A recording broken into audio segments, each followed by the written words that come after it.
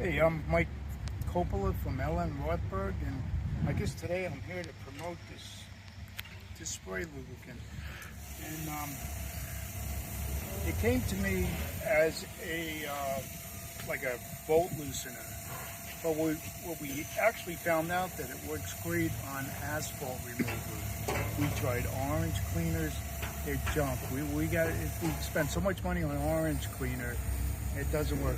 Yesterday I had a call that this very tack truck here, this line blew out and it blasted the side of a trailer and the guy's car. We went out there to clean up the mess, and I really felt bad for the guy. His car got hot tack all over it. By the time we got out, it was all dry. This stuff here, we sprayed it on. Wherever we sprayed this stuff, it melted off. It cleaned the whole house, as you can see by the video, or the video. This shit works better than anything, and it doesn't dry. It dries like glossy and stuff. We sprayed this on the guy's car.